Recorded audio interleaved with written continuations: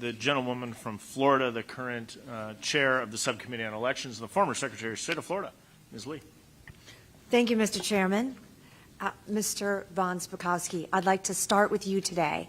One provision of the ACE Act that we haven't discussed yet today is the use of the existing Election Assistance Commission, a bipartisan group, to provide a forum to share best practices with states around the country, covering things such as audits, certification and testing of election systems, chain of custody, and other basics that are really essential to effective elections. Would you share with us why you believe doing that, the sharing of those best practices, is important? Well, that's the way election officials improve. I mean, look, we have the most decentralized election system of any Western democracy. It's run, as you well know, down at the county government level. Secretaries of State oversee that, but it's really county government officials, all the folks sitting at this table. They're the ones that are doing voter registration and running the polling places. So we have literally thousands of local election officials, and sharing best practices is the best way to improve our elections. And that includes things like, look, one of the things this bill does is it makes it clear that HAVA funds can be used for post-election audits. That is vitally important. Financial and accounting audits are ubiquitous in the business world.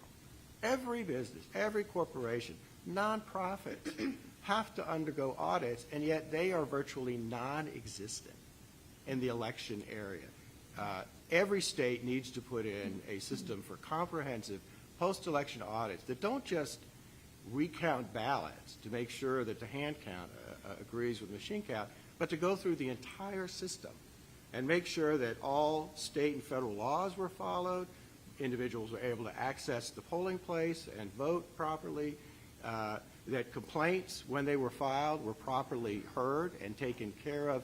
All of that needs to be audited, and only a handful of states have started doing that. Providing federal funding is very important for that. And on that subject, Ms. Woolard, I'd like to return to a line of questioning that you had with the ranking member Morelli, where you discussed the challenges at a local election office that you have in addressing and responding to public inquiries about voter eligibility. And I will tell you, as a former elections official, I want to acknowledge that I understand that's a real challenge. You have a finite set of resources, a finite number of employees, and certainly in Florida, we too were subject to many inquiries, many lawsuits, and things of that nature.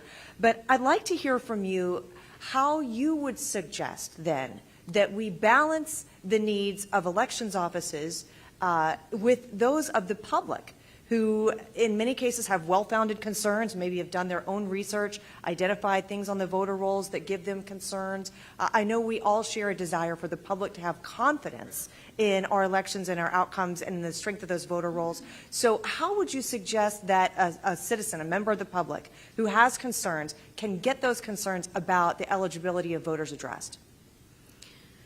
Well, if you were to continue along the vein of the voter challenge law that we have right this minute, I think there should be some real guardrails about how many times any particular individual could make a challenge and how many challenges they could make and the form in which that challenge would be made. I think I would really appreciate it if the audience wouldn't speak while I'm trying to answer. It's quite distracting.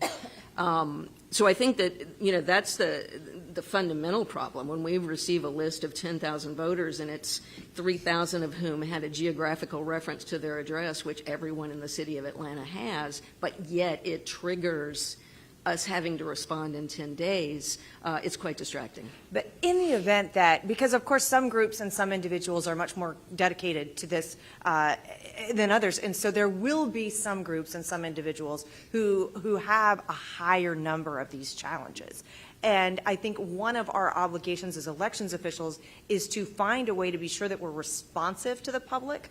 And so where they have concerns, whether it's one concern or 1,000 concerns, that we're finding a way efficiently as elections officials to hear them and address those concerns. So, one of the questions I know that has been discussed is, should that be at the state level as opposed to the local election? But I don't think we can take the position that we're simply not going to respond, or that we're not going to respond because the requests are too numerous. Dr. Ruth, let me ask you the same question. What are your thoughts on how we can be communicating back with the public who have concerns about the integrity of our rolls, that election officials are hearing them and addressing those concerns? And so I think there are two things, and I think Hans touched on one, and that is best practices. And so one of the things is really understanding how are other states dealing with challenges. New Hampshire has that law in particularly. And also the spirit of the law. I think it's also important for the department to put into place a criteria for hearing challenges that can be posted on the website so that persons who are submitting challenges, that they understand what the criteria is. It is up to the person submitting the challenge to provide the preponderance of evidence. Thank you. Mr. Chairman, I yield back. The gentlewoman yields back.